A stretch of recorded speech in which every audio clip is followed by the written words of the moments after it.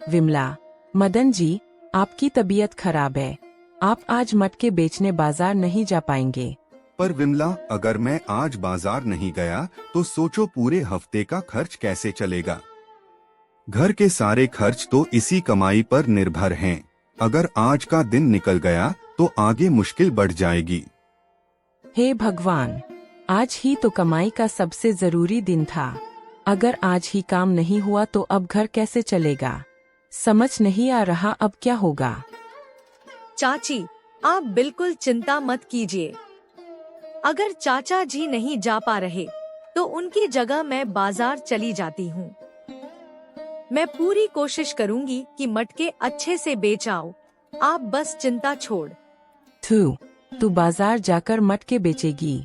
अरे, ये कोई आसान काम नहीं है। मजाक कर रही है क्या? नहीं चाची, मैं मजाक नहीं कर रही। मैं बिल्कुल सच कह रही हूँ। आप मुझ पर भरोसा कीजिए, मैं अच्छे से मटके बेच कर आऊंगी। मैं इतनी भी बेवकूफ नहीं हूँ कि तुझे मटके दे दूँ। तू खुद ही ठीक से घर नहीं संभाल पाती, मटके बेचकर क्या लाएगी? कहीं ऐसा न हो कि तू खुद भी ना लौटे और मटके भी ना आए। मैं अकेली नहीं जा रही चाची, रक्षित भी मेरे साथ चलेगा। हम दोनों मिलकर ध्यान से मटके बेचकर आ जाएंगे। आप बस चिंता मत कीजिए।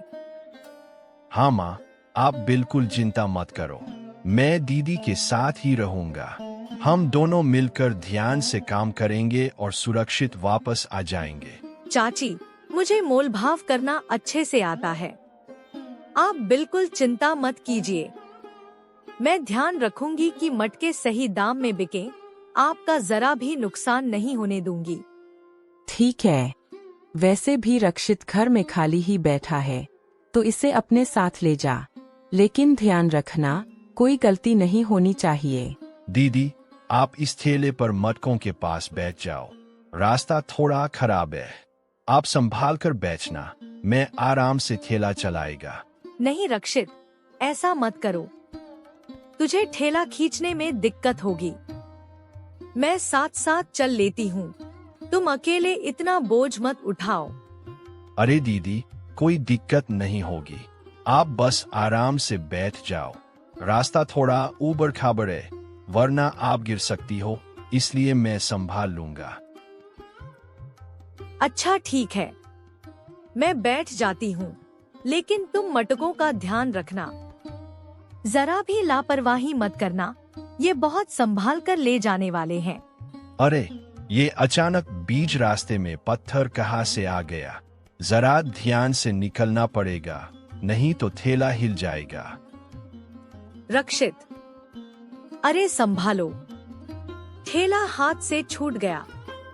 जल्दी कुछ करो, नहीं तो सारे मटके टूट जाएंगे। बचाओ। घबराओ मत, मैं आ रहा हूँ। तुम लोग बस संभाल कर रहो, मैं अभी ठेला रोकता हूँ। बचाओ, मुझे कुछ भी ठीक से दिखाई नहीं दे रहा। ठेला बहुत तेज जा रहा है। कोई जल्दी से रोक लो, नहीं तो हम गिर जाएंगे। पकड़ लिया। अब घबराने की बिल्कुल जरूरत नहीं है। तुम दोनों सुरक्षित हो। मैंने ठेला संभाल लिया है, अब कुछ नहीं होगा। तुम बेवकूफ हो क्या? सामने इतनी बड़ी खाई थी और तुम फिर भी ठेले पर बैठी रही। जरा भी ध्यान नहीं था तुम्हारा। अगर मैं समय पर नहीं आता तो बहुत बड़ा हादसा हो सकता था। बाबूजी, इसमें दीदी की कोई गलती नहीं है। आप उन्हें मत डांटे। मेरी दीदी अंधी है, उसे कुछ भी दिखाई नहीं देता, इसलिए वो संभाल नहीं पाई। क्या? सच में? लेकिन इसकी आंखें तो बिल्कुल सामान्य लग रही है। देखकर तो कहीं से भी ऐसा नहीं लगता कि इसे दिखाई नहीं देता। हाँ बाबूजी, बाहर से देखने में सब ठीक लगता है, लेकिन बचपन से ही इसे कुछ भी दिखाई नहीं देता। यही वजह है कि ये खुद से ठीक से संभाल नहीं पाती। मुझे माफ कर दीजिए, मुझे सच में ये बात पता नहीं थी। मैंने बिना सोचे समझे आपसे इतने गलत शब्द कह दिए, उसके लिए मुझे बहुत अफसोस है। कोई बात नहीं बाबूजी, आप चिंता मत कीजिए। रक्षित, चलो अब हम घर चलते हैं। यहाँ रुकने का कोई फायदा नहीं है। ये क्या कर दिया तुम लोगों ने? ठेला और सारे मटके खाई में गिरा दिए। तुम्हें जरा भी संभालना नहीं आया, सारी मेहनत पर पानी फेर दिया। माँ, मेरा पैर अचानक फिसल गया था। इसमें दीदी की कोई गलती नहीं है। आप उन्हें मत डांटे, सारी गलती मेरी ही है। चुप कर, मुझे कुछ नहीं सुनना। ये लड़की ही मनहूस है। पहले अपने माँ बाप को खो चुकी है और अब हमारे घर की भी बर्बादी का कारण बन रही है। पता नहीं किस घड़ी में इसे घर में लाए थे। चाची, आप गुस्सा मत होइए। मैं आपसे वादा करती हूँ कि इस नुकसान की भरपाई जरूर करूंगी। चाहे मुझे कितनी भी मेहनत करनी पड़े, मैं सब ठीक कर दूंगी। अंधी क्या भरपाई करेगी? बस मुफ्त की रोटियां तोड़ना ही आता है इससे कोई काम ढंग से होता ही नहीं। अगर खाई में ही गिर जाती तो अच्छा होता, कम से कम हमारा बोझ तो कम हो जाता। ईशान यह सारी बातें चुपचाप खड़े होकर सुन रहा होता है। विमला के कठोर शब्द उसके दिल को झकझोर देते हैं। वह मन ही मन सोचता है, कितना दुख दे रही है ये औरत इस बेचारी को। इसकी क्या गलती है आखिर? ये तो पहले से ही इतनी मजबूर है, फिर भी इसके साथ इतना कठोर व्यवहार किया जा रहा है। नमस्ते चाची, मैं ईशान हूँ। कल जो कुछ भी हुआ उसमें कहीं न कहीं मेरी भी गलती थी, इसलिए मैं आपके लिए ये नया ठेला लेकर आया हूँ। आप इसे रख लीजिए ताकि आपका काम फिर से शुरू हो सके। अरे वाह, नया ठेला! बेटा, तुम तो सच में फरिश्ता निकले। इतनी बड़ी मदद कर दी तुमने, वरना हम तो बिल्कुल परेशान हो गए थे। मैं शहर से आया हूँ चाची, कुछ दिनों के लिए यहाँ अपने मामा के पास रहने आया हूँ। सोचा आप लोगों की थोड़ी मदद कर दूँ। शहर में क्या करते हो बेटा? कोई काम धंधा करते हो या पढ़ाई कर रहे हो? हमारा शहर में बड़ा व्यापार है चाची, मैं भी अब उसी काम को संभालता हूँ। धीरे धीरे सारी जिम्मेदारियां सीख रहा हूँ और काम आगे बढ़ा रहा हूँ। मेरा बेटा रक्षित भी पढ़ा लिखा है बेटा। अगर तुम्हारे यहाँ उसके लायक कोई काम हो तो जरूर बताना। उसे भी कुछ अच्छा करने का मौका मिल जाए तो बहुत सहारा मिल जाएगा। जी चाची, बिल्कुल, मैं कोशिश करूँगा। अच्छा, अब मैं चलता हूँ, फिर कभी आकर आपसे मिलूंगा। आप लोग अपना ध्यान रखना। ईशान बाबू सच में बहुत अच्छे इंसान है। उन्होंने न सिर्फ मेरी जान बचाई, बल्कि नया ठेला लाकर हमारी बहुत बड़ी मदद भी कर दी। अगर वो समय पर न आते तो पता नहीं क्या हो जाता। रक्षित, चलो, मुझे ईशान बाबू से मिलकर उन्हें धन्यवाद कहना है। उन्होंने हमारी इतनी मदद की है, कम से कम हमें उनका शुक्रिया तो जरूर अदा करना चाहिए। अरे पलक जी, आप यहाँ? मुझे उम्मीद नहीं थी कि आप अचानक मिल जाएंगी। सब ठीक तो है ना? ईशान बाबू, मुझे माफ कर दीजिए। उस दिन जो कुछ भी हुआ, उसके बाद मैं आपसे ठीक से बात भी नहीं कर पाई। मेरी वजह से आपको असहज महसूस हुआ होगा, इसके लिए मैं सच में बहुत शर्मिंदा हूँ। मुझे बाबू मत कहो, बस ईशान कहो। और सच कहूँ तो धन्यवाद की भी कोई जरूरत नहीं है। मैंने जो किया वो मेरा कर्तव्य था। आप लोग बस खुश रहो, यही काफी है। विमला, अपनी पलक पर थोड़ा लगाम कस। वो बार बार उस शहर के लड़के ईशान से मिलती जुलती रहती है। लोग क्या करेंगे, थोड़ा ध्यान रखना चाहिए इसे। क्या? ये क्या कह रही हो शोभा? वो अंधी लड़की हमारी इज्जत नीलाम कर रही है। इतने एहसान किए उस लड़के ने, फिर भी ये क्या बातें हो रही है? मुझे तो कुछ समझ नहीं आ रहा। पलक जब घर में आती है तब विमल उससे कहती है, पलक, ये क्या सुन रही हूँ मैं? तुम कहाँ से आ रही हो और लोग तुम्हारे बारे में क्या क्या बातें कर रहे हैं? क्या तुम्हें घर की इज्जत और मान सम्मान का थोड़ा भी ख्याल है? मुझे सच सच बताओ, ये सब क्या चल रहा है? चाची, मैं तो बस ईशान को धन्यवाद कहने गई थी। उन्होंने हमारी इतनी मदद की है, इसलिए मैं सिर्फ उनका शुक्रिया अदा करने गई थी। इसके अलावा और कुछ भी नहीं है। आप गलत समझ रही हैं। चुप रह। मैं अब और कुछ नहीं सुनना चाहती। तुमने मेरी बातों का गलत मतलब निकाला है। घर की इज्जत से खेलना आसान नहीं होता। पलक, अभी के अभी मुझे पूरा सच बताओ, वरना ये बात यही खत्म नहीं होगी। 4 से ईशान विमला के पास आता है और विमला से कहता है, चाची जी, रुकिए। पलक की कोई गलती नहीं है और मैं आपसे एक बात साफ साफ कहना चाहता हूँ। मैं पलक को पसंद करता हूँ। मैंने उससे कभी गलत नजर से कुछ नहीं सोचा और नहीं उसका कोई बुरा इरादा है। बस मुझे अपनी बात कहने दीजिए।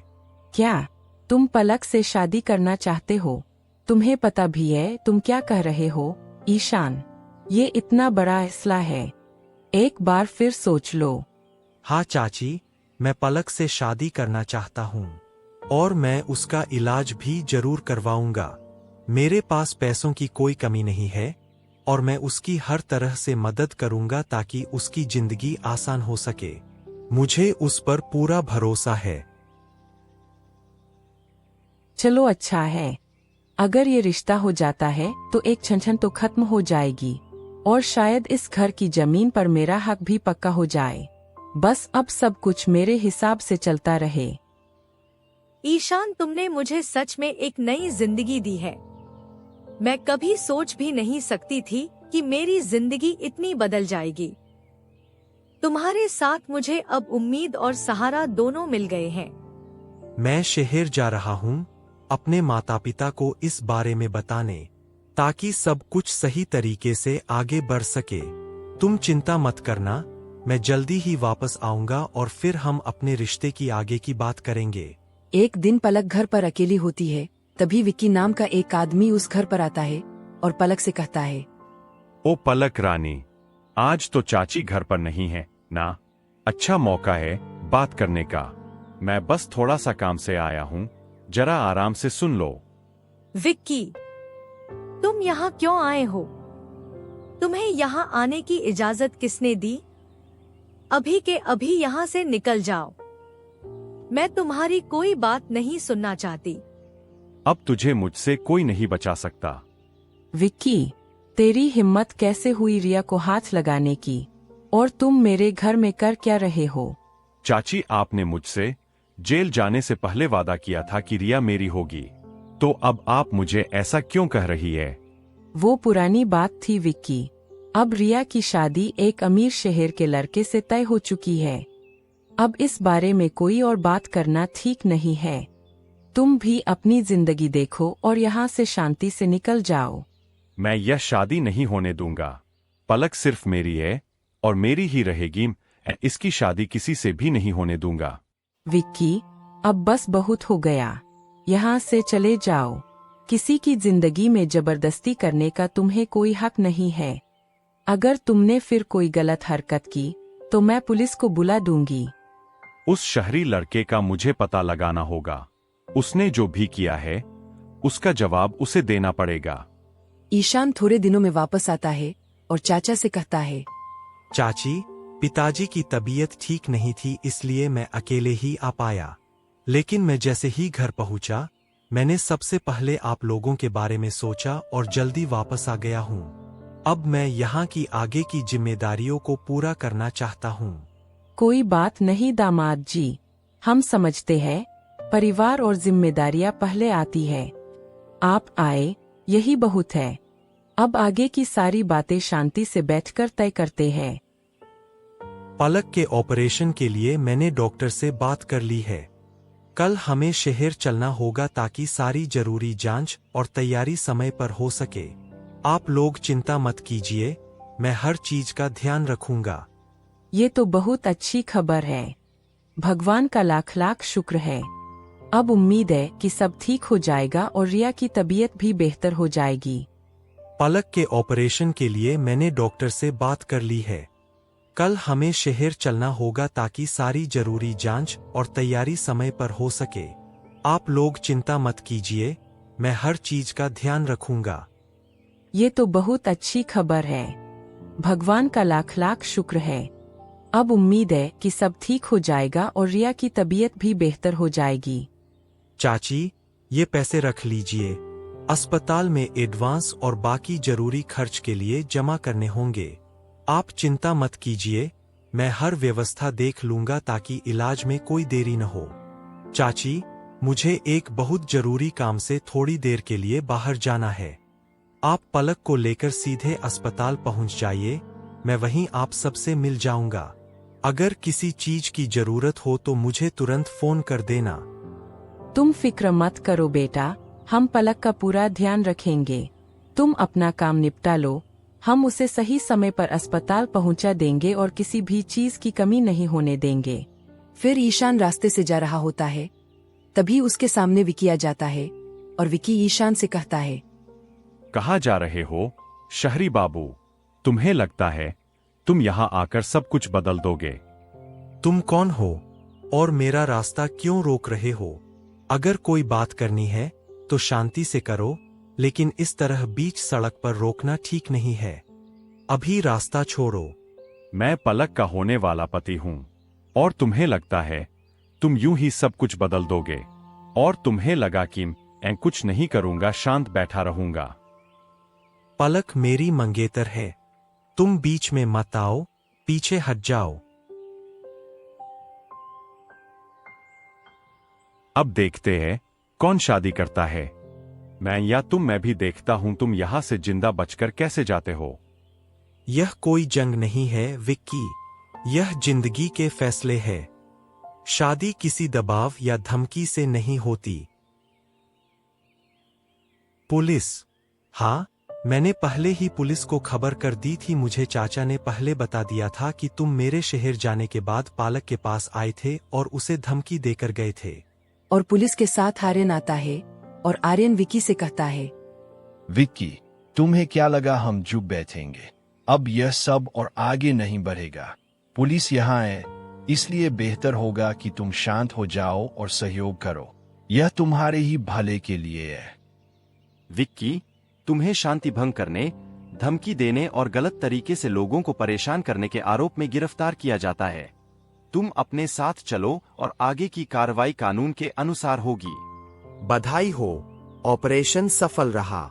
मरीज अब खतरे से बाहर है और धीरे धीरे रिकवरी कर रहा है। आप लोग निश्चिंत हो सकते हैं, अब सब ठीक है। पलक, क्या तुम्हें अब कुछ दिखाई दे रहा है? सच में बताओ बेटा, तुम्हारी आंखों में थोड़ा फर्क महसूस हो रहा है क्या? चाची, रक्षित, मैं देख सकती हूँ, मैं सच में देख सकती हूँ। सब कुछ कितना साफ दिख रहा है। मुझे यकीन नहीं हो रहा, ये सच है। ईशान बाबू कहाँ है? मैं यहाँ हूँ पलक, तुम्हारे पास ही हूँ। तुम्हें ठीक देखकर बहुत अच्छा लग रहा है। सच में अब सब कुछ बदल गया है। ईशान, आप बहुत अच्छे हैं। आपने हमारी जिंदगी बदल दी। हम कभी नहीं भूलेंगे आपने हमारे लिए क्या किया है। बेटा ईशान, मुझे माफ कर दो। मैंने तुम्हारे साथ बहुत गलत और कठोर व्यवहार किया, बिना सोचे समझे बहुत कुछ कह दिया। तुमने हमारे लिए इतना कुछ किया, फिर भी मैं तुम्हें समझ नहीं पाई। सच में मैं शर्मिंदा हूँ।